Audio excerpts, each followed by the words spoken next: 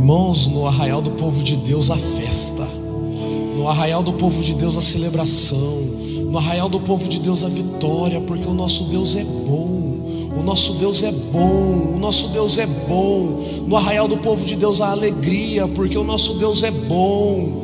Oh, meus irmãos, glórias a Deus, glórias a Deus, glórias a Deus, glórias a Cristo. Feche os seus olhos, ora comigo, Pai.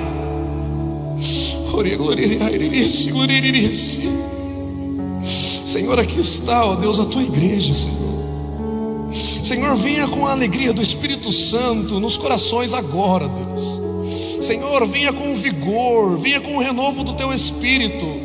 Senhor, em nome de Cristo, que a tua palavra vá de encontro aos nossos corações. Senhor, aviva a tua obra.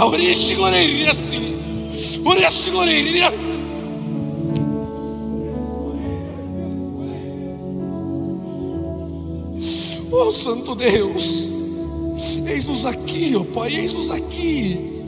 Não retira os teus olhos de nós, ó Espírito Santo. Não retira a tua presença de nós, Senhor, mas fala conosco, nos trata. Senhor, demonstra o teu amor por nós. Em nome de Cristo, que nessa noite nós possamos, ó Deus, entender o que o Senhor quer falar conosco. Senhor, nos dê sensibilidade, Senhor, nos dê atenção, Senhor, nos dê, ó Pai, mais e mais do teu Santo Espírito. Em nome de Cristo, eu oro para que a tua presença se faça notória neste lugar, ó Deus, em nome de Jesus. Glórias a Deus, aleluias, amém. Você pode se assentar. Glórias a Deus, irmãos, glórias a Deus, porque o Senhor está entre nós. Irmãos, você é bom com datas? São bom com datas? O que tem quarta-feira? Culto. E nessa próxima quarta-feira? Culto dos aniversariantes. O presbítero me pediu para que fosse lembrado do culto dos aniversariantes. E antes que eu me esquecesse, eu falei, eu já vou falar do culto dos aniversariantes, porque senão eu ia acabar esquecendo, irmãos. Glórias a Deus. Irmãos, nós, com a graça de Deus, estamos finalizando mais um mês. O ano passou, irmãos. Faltam 7 semanas para as férias, presbítero, das crianças. Estou contando. Graças a Deus, nós estamos quase finalizando mais um mês de outubro. O mês de outubro, irmãos, é característico por um mês onde ocorre uma campanha de conscientização. Qual que é essa campanha, os irmãos sabem? O Outubro Rosa, uma campanha de conscientização para a prevenção do câncer de mama. Em novembro acontece outra campanha, uma campanha de conscientização para o câncer de próstata. Irmãos, esses meses eles são marcados por isso. O mês de setembro é marcado por uma outra campanha. Qual campanha? Setembro Amarelo, conscientização ao suicídio. Então, irmãos, quando eu pensava durante essa mensagem, eu ainda comecei indagando Deus referente a isso. Eu falei, será que o Senhor quer que eu pregue, né, sobre o final do Outubro Rosa, o começo do Novembro Azul, né? Mas o Senhor me fez lembrar, irmãos, sobre algo que é comum em quem está passando por um período que está com essas doenças, ou que teve uma pessoa que se suicidou na sua família, que é um período de grande aflição. Nós, durante a vida, nós vamos ter períodos de aflição, nós vamos ter momentos de aflição. Talvez a sua aflição seja uma e a minha seja outra. Cada um sofre numa intensidade, cada um sofre por alguma coisa, mas todos nós, em algum momento, nós temos um tempo em que nós estamos tendo um tempo de aflição. Talvez seja por uma doença, talvez seja por um desemprego, talvez seja pelos inúmeros motivos da vida. Todos motivos genuínos, irmãos. Não é porque a sua dor não dói em mim que ela não deve ser respeitada como sendo a sua dor. E o Senhor, sendo o amor, Ele entende as nossas aflições, porque o nosso Deus, Ele é um socorro em meio a essas adversidades. A Bíblia vai dizer que o Senhor é um socorro bem presente na hora da angústia, porque Ele é um socorro que está presente, que se faz presente. Ele não é aquele socorro que será, mas aquele que já está. Eu queria te convidar a abrir a sua Bíblia em Salmos capítulo 9. Eu vou só pular um pouquinho aqui para fazer a leitura desse texto. Pegue a sua Bíblia, fique com ela aberta, porque nós vamos utilizá-la bastante. Salmo 9, Salmo 9, sumiu da minha Bíblia.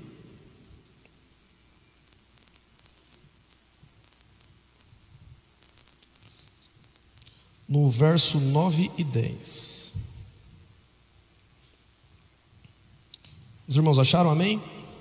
Diz assim: o Senhor é abrigo para os oprimidos, refúgio em tempos de aflição.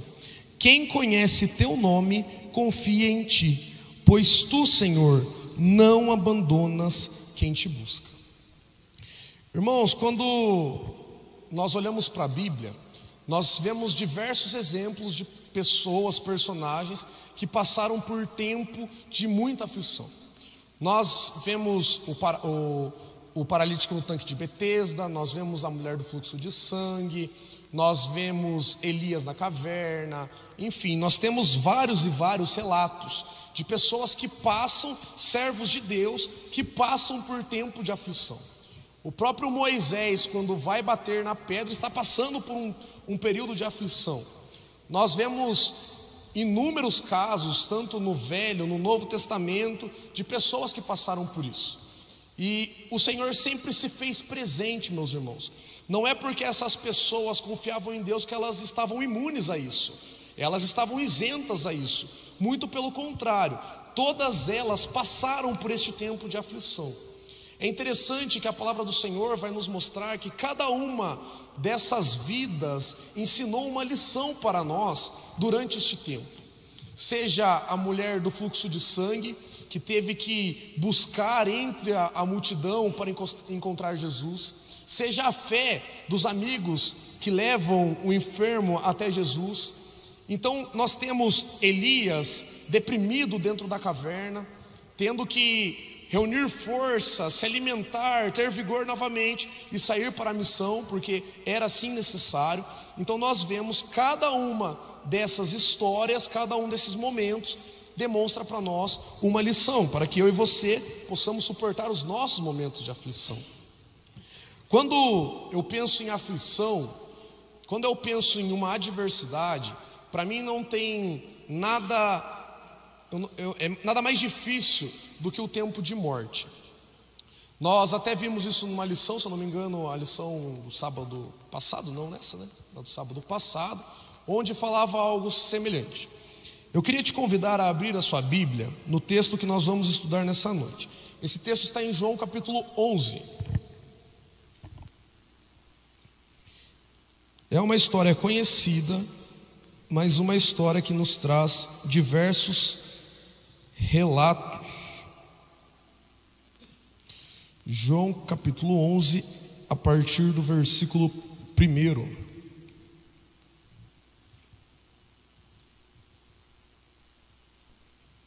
Quem achou diz amém. Quem não achou diz escola bíblica. Os irmãos acharam, glória a Deus.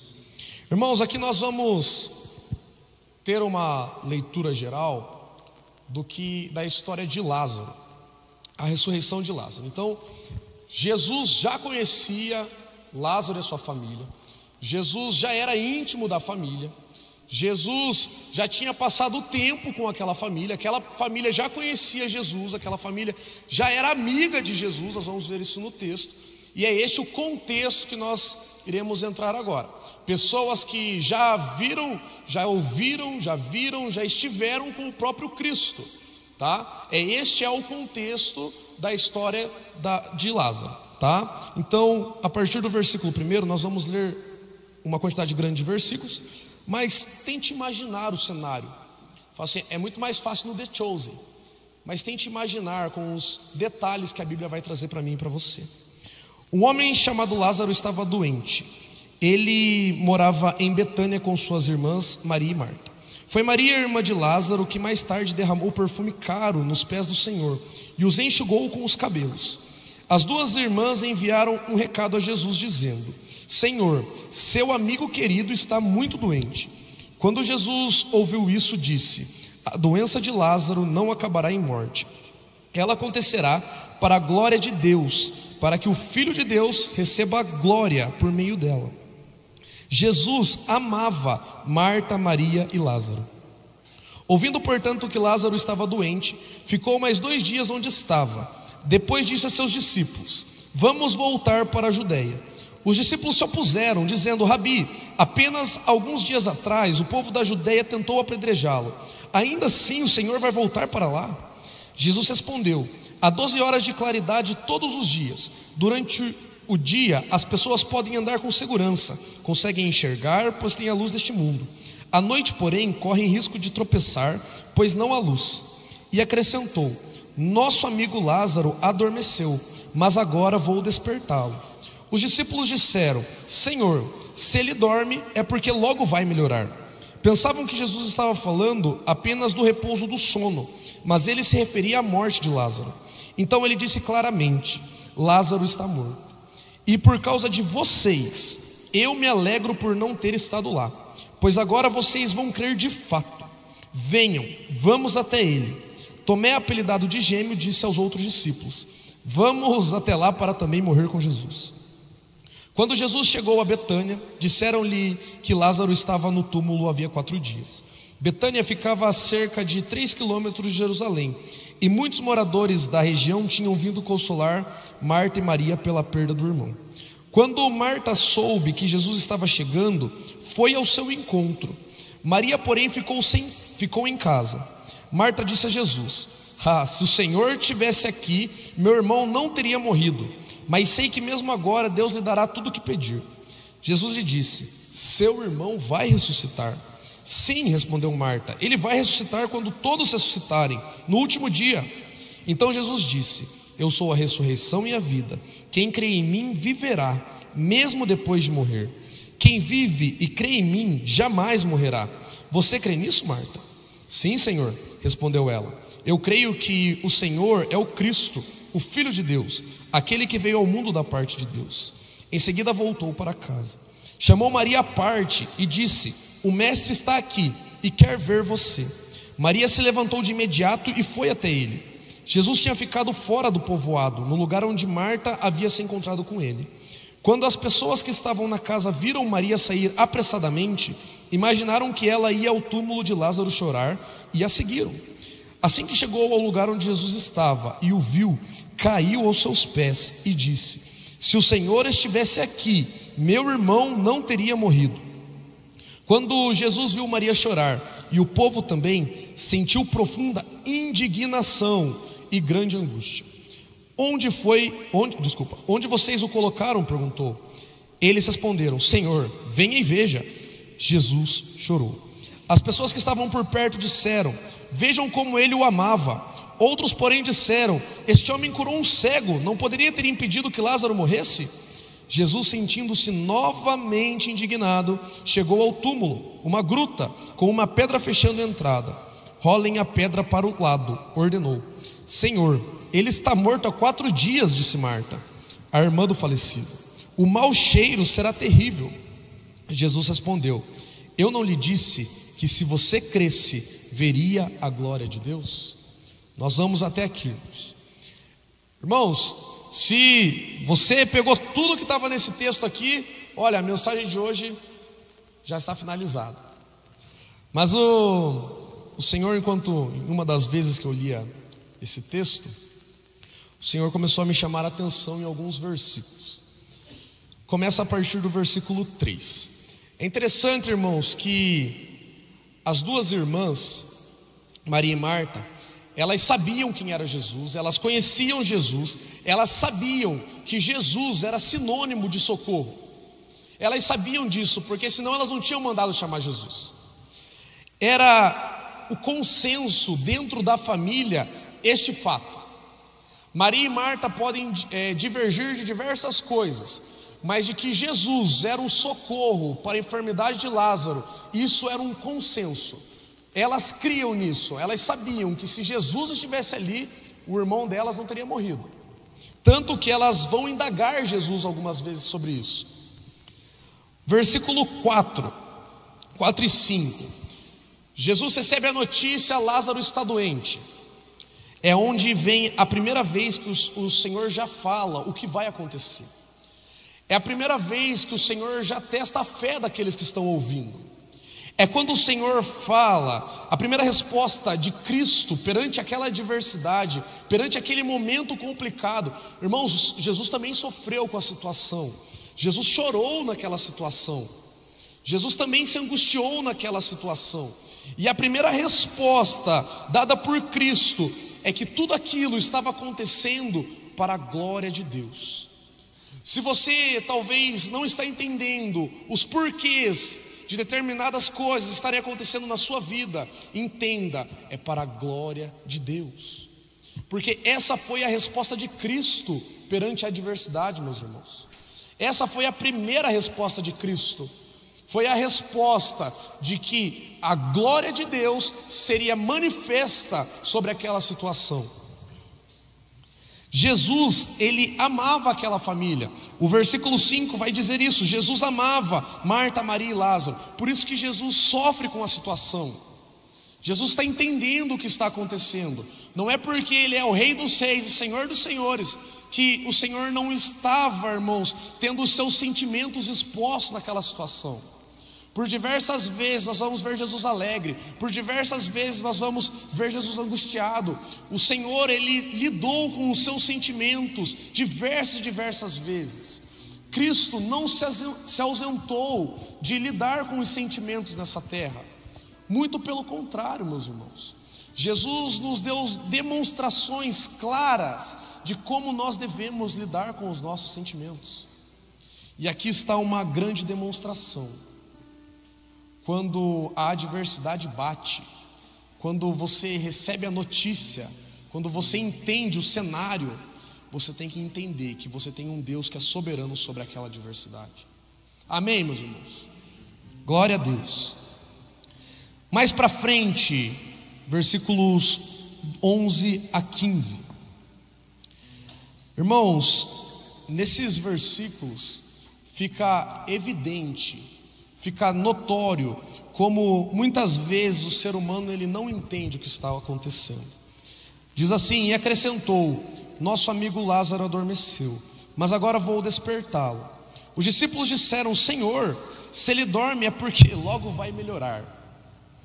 Os discípulos, versículo 13, pensavam que Jesus falava apenas do repouso do sono, mas ele se referia à morte de Lázaro. Então ele lhe disse claramente: Lázaro está morto, e por causa de vocês eu me alegro por não ter estado lá, pois agora vocês vão crer de fato. Venha, vamos até lá. Irmãos, nós como seres humanos limitados que somos, podemos não entender os porquês, mas uma coisa é fato: Jesus alcança pessoas mesmo em meio à adversidade. Jesus alcança corações através da minha e da sua adversidade. Jesus alcança vidas através dos meus e dos seus problemas. O Senhor é tão perfeito, irmãos, que o Senhor usa aquele contexto para que aqueles homens crescem de fato. Se Jesus já estivesse na casa de Lázaro, se Jesus curasse Lázaro antes da morte, aqueles discípulos não teriam aquela experiência com Jesus. Olha o versículo 15: e por causa de vocês, é por vocês que isso está acontecendo. O contexto, a história é tristeza, a história é preocupação, o momento é um momento angustiante, mas por causa de vocês, eu me alegro por não ter estado lá, pois agora vocês vão crer de fato.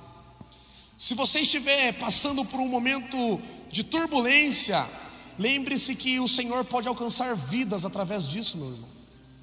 Então, ao invés de ficar murmurando, glorifique a Deus no meio da sua adversidade, porque o Senhor vai alcançar vidas, irmãos. Glórias a Deus, glórias a Deus, glórias a Deus, glórias a Deus. Versículo 19: e muitos moradores da região tinham vindo consolar Marta e Maria pela perda do irmão. Irmãos, o que está acontecendo com essas duas irmãs é um sentimento genuíno, É o sentimento do luto, é o sentimento da perca. Elas estavam, irmãos, realmente sofrendo. O que nós vamos ver de relatos e talvez até de determinadas críticas, a forma que elas lidam com a situação que nós vamos ver a partir de agora, eu peço para que você se lembre disso, que aquelas mulheres estavam sofrendo. Aquelas mulheres vão indagar Jesus dentro de um contexto muito complicado, irmãos. Quem aqui já perdeu algum parente bem próximo? Dói, né, irmãos? Dói, né? Versículo 21. O primeiro contato quando Jesus está chegando foi com Marta. Antes de Jesus encontrar Maria, Jesus encontra Marta. Todo mundo conhece a canção, vai falar sobre Marta, né? Como Maria, aqui está. Todo mundo conhece, então todo mundo sabe como é o temperamento de Marta. Marta disse a Jesus: se o Senhor estivesse aqui, meu irmão não teria morrido. Mas sei que mesmo agora Deus lhe dará tudo que pedir. Irmãos, essa Marta é afrontosa, né? Marta é uma pessoa que ela chega diante de Jesus e ela cobra Jesus. Não é nenhuma nem duas vezes, irmãos. Ela estava cobrando aquele que tudo criou. Ela está chegando diante de Jesus e querendo falar para Jesus como deve ser feito. Ela chega para Jesus: se você estivesse aqui. É como se ela estivesse quase falando para Jesus: você falhou, você errou, você devia estar aqui, era o seu amigo, era alguém que você amava e você não estava aqui. Basicamente, na dor dela, ela está falando para Jesus o que Jesus deveria ter feito. Ela está falando para Jesus: você não devia ter feito assim, você devia estar aqui. Vocês se lembram no começo do texto por que Jesus estava alegre, irmãos? Porque vidas estavam sendo alcançadas através daquilo ali. Se fosse na metodologia de Marta, muito provavelmente aquelas vidas não seriam alcançadas. Mas pela metodologia de Cristo, pessoas passam a crer, irmãos. Nós temos que deixar Jesus ditar o ritmo da minha e da sua vida. Entender que se a adversidade veio, o Senhor está no controle. O Senhor não perdeu o controle, meus irmãos. O Senhor permanece no controle. Nós não sabemos todos os propósitos, mas a metodologia é dele, a pedagogia é dele, o modo de fazer é dele. Então confia nele, deixa que ele faz. Deixa que ele faz, porque o seu plano é perfeito. O plano de Marta era um plano que talvez seria bom na opinião dela, no senso de justiça dela, no contexto dela, mas tinham mais vidas para serem alcançadas, meus irmãos. Versículo 26. Olha que coisa linda. Quem vive e crê em mim jamais morrerá. Você crê nisso, Marta? Sim, Senhor, respondeu ela. Eu creio que o Senhor é o Cristo, Filho de Deus, aquele que veio ao mundo da parte de Deus. Jesus, ele começa tratando, irmãos, a fé de Marta. Jesus, ele faz todo o milagre da ressurreição de Lázaro, alcança muitas pessoas. Mas naquele momento, Jesus está tendo um contato com Marta. É no contexto de Marta, é o coração de Marta. O coração de Marta precisava ser tratado. O coração de Marta precisava ser cuidado. Marta precisava ser abraçada por Cristo. Então Cristo está lembrando Marta quem Ele é. Eu sou a ressurreição e a vida. Marta, ainda que morra, Ele vai viver, Marta. Confia em mim. Olha para mim, lembra quem eu sou. Jesus primeiro vai cuidar dela de uma maneira individual, meus irmãos. O coração de Marta estava em turbulência. O coração de Marta estava aflito. O coração de Marta estava um caos, irmãos. Sabe quando parece que você quer tanto ouvir a voz de Deus, mas o caos está tão grande, os ruídos estão tão grandes que você não consegue ouvir o Senhor? Assim estava o coração de Marta. Poxa, você perdeu o seu irmão. Você perdeu alguém tão próximo, alguém que você amava tanto. Você está desesperado diante de Jesus. E aí Jesus começa a cuidar, Jesus começa a lembrar quem Ele é. Jesus, Ele começa, irmãos, de uma maneira tão perfeita. Olha como o plano de Cristo, a forma que Cristo lidou com a situação, foi uma forma perfeita, irmãos. Marta precisava ainda ser tratada por Jesus. Marta está sendo tratada por Jesus dia a dia, encontro por encontro com Jesus. Jesus nunca deixou de tratar Marta, muito pelo contrário. Versículo 32: assim que chegou, nós já estamos acabando, vai só até o 40, estamos no 32 já, irmãos. Dá uma espreguiçadinha, acorda. Assim que chegou ao lugar onde Jesus estava e o viu, caiu aos pés e disse: se o Senhor estivesse aqui, meu irmão não teria morrido. Aqui é Maria falando com Jesus. Parece que nós já lemos anteriormente esse versículo. Marta tem um encontro com Jesus, fala com Jesus, Jesus está tratando ela, ela volta para casa e chama Maria. Olha como que estava aquela família. A família tinha um consenso e sabia quem era Jesus, mas a família também tinha um consenso que se Jesus estivesse ali, Lázaro não tinha morrido. E as duas irmãs fazem a mesma acusação para Cristo. Tanto Marta quanto Maria, a primeira coisa que falam para Jesus é isso: se você estivesse aqui, o nosso irmão não tinha morrido. E tudo isso, irmãos, começa a deixar Jesus indignado. Eu achei muito bonito quando a NVT traz essa palavra indignado. Nós vemos em duas ocasiões, no versículo 33, quando Jesus viu Maria chorar e o povo também, sentiu profunda indignação e grande angústia. Você lembra quando os discípulos estão no barco e eles olham para a tempestade e eles vão acordar Jesus? É a mesma coisa está acontecendo aqui, irmãos. Você passa a olhar para a circunstância. O ser humano jovem tem essa tendência a olhar para a circunstância, esquece que é o Cristo que está ali. Nós fazemos isso, os discípulos fizeram isso, Marta fez isso, Maria fez isso, eu e você fazemos isso. Nós olhamos para o tamanho da circunstância e colocamos Jesus dentro de um potinho, colocamos Jesus do tamanho da nossa adversidade. Versículo 35, a partir do versículo 35, Jesus chorou. As pessoas que estavam por perto disseram: vejam como ele o amava. Outros, porém, disseram: este homem curou um cego, não poderia ter impedido que Lázaro morresse? Jesus, sentindo-se novamente indignado, chegou ao túmulo, uma gruta com uma pedra fechando a entrada. Irmãos, para aquelas pessoas, Jesus era do tamanho do milagre do cego. Eles achavam: poxa, se Jesus curou um cego, ele podia ter impedido Lázaro de morrer, mas agora não tem mais o que fazer.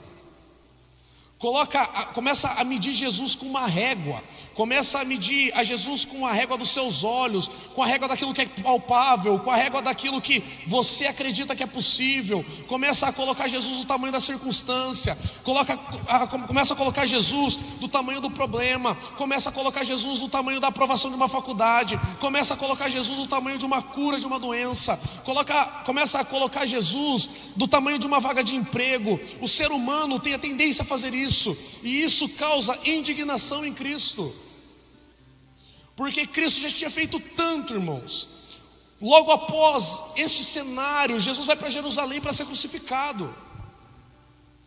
A jornada de Cristo, o ministério de Cristo está acabando, e ainda as pessoas continuam medindo Jesus do tamanho dos seus problemas.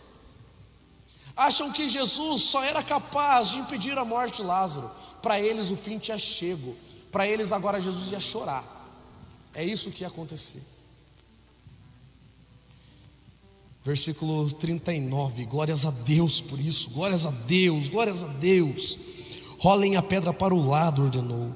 Senhor, ele está morto há 4 dias, disse Marta, a irmã do falecido. O mau cheiro será terrível. Jesus respondeu. Olha a resposta de Cristo, irmãos. Essa resposta de Cristo é para mim e para você. É para nós, igreja do Xaxim, no ano de 2024, para quem está assistindo, para quem vai assistir. Eu não lhe disse que se você cresce, veria a glória de Deus?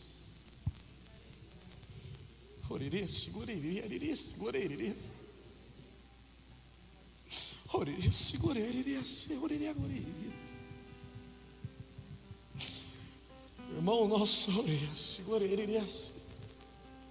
precisamos parar de olhar para aquilo que é material e começar a olhar para Jesus, entendendo quem é Jesus.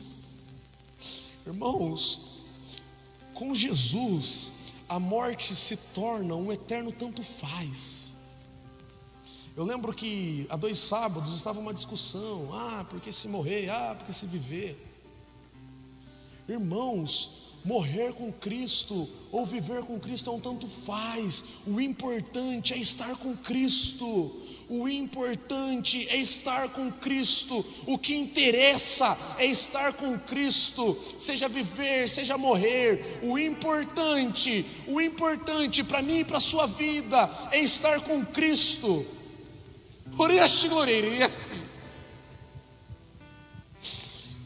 Jesus poderia muito bem, irmãos, não ter ressuscitado Lázaro. Jesus podia ter chego naquela situação e não ter ressuscitado Lázaro. Mas aquilo ali, aquela situação foi para gerar salvação. E para gerar salvação, se for preciso, o Senhor vai ressuscitar os mortos, irmãos. Não é porque eu e você quer que Ele ressuscite que Ele vai ressuscitar. Não é porque eu e você quer que Ele cure que Ele vai curar. Ele vai fazer isso é para gerar salvação, salvação, salvação. Irmãos, morrer ou viver com Cristo é um eterno tanto faz. O importante é estar com Cristo.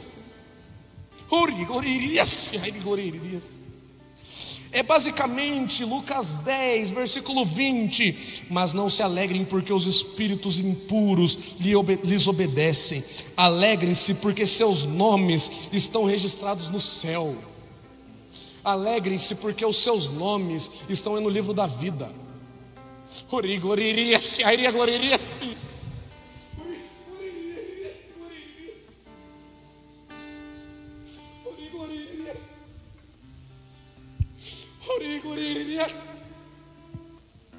Irmãos, nós temos que conhecer o Cristo que nós cremos.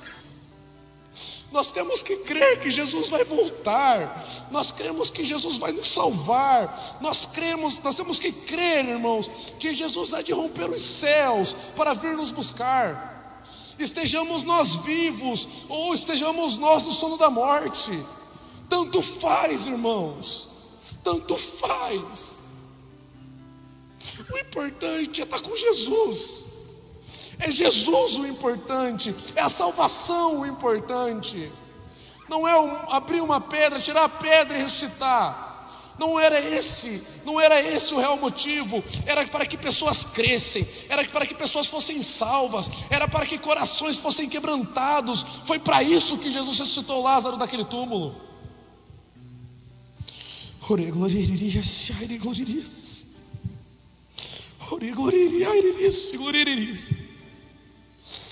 Quem é este que até o vento e o mar lhe obedecem? Quem é este? Quem é este? Eu quero te convidar para nós escutarmos uma canção. Quero te convidar que você feche os seus olhos. As turbulências, irmãos, as adversidades, elas geram turbulências na nossa vida. As adversidades, elas têm gerado caos, têm gerado desespero, têm gerado aflição, têm gerado um momento de angústia. Eu quero que você entenda quero pedir para que você entenda esse louvor como uma oração, entendendo que Cristo traz calmaria perante as adversidades.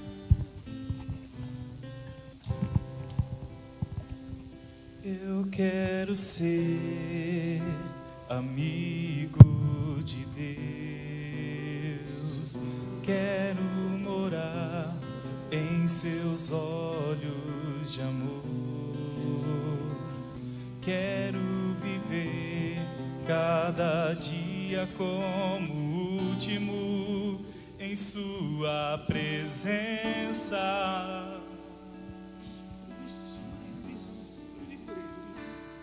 eu quero ser amigo de Deus. Quero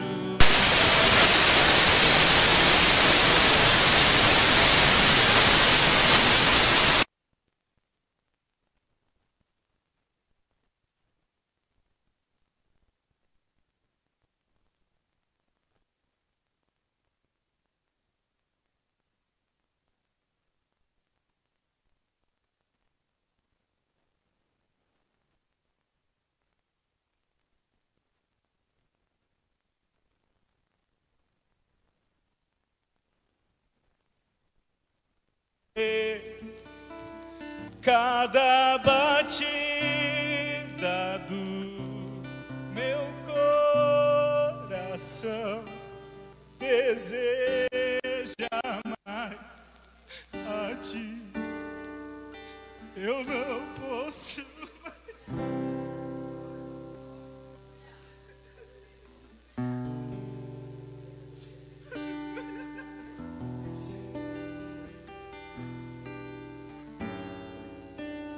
Cada batida do meu coração deseja mais a ti. Maranata, ora vem, rasga o céu mais uma vez. Maranata, ora vem, rasga o céu mais uma vez. Maranata, ora vem, rasga o céu mais uma vez.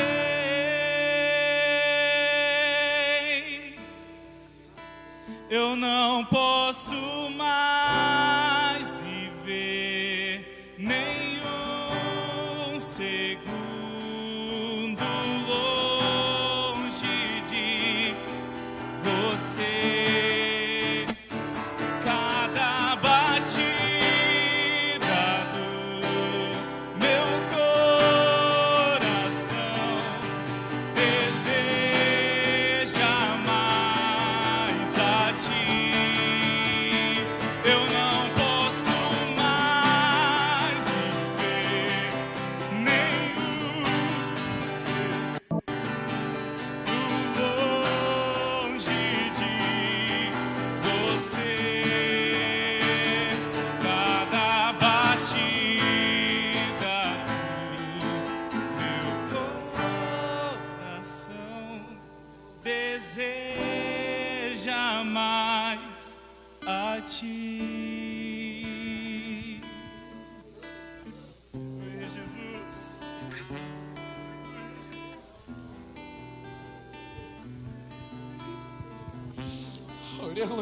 Jesus. Irmão, não há nada que eu e você possa fazer para Deus nos amar mais.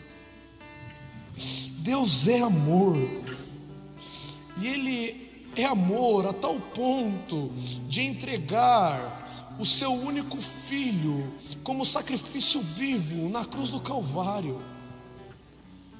Irmãos, essa relação entre nós e Deus, ela se assemelha ao texto, à visão do profeta, quando viu os rios fluindo do trono. Não é que Deus ele te ama mais ou menos, mas para que você possa desfrutar do amor de Deus, você precisa tomar uma atitude.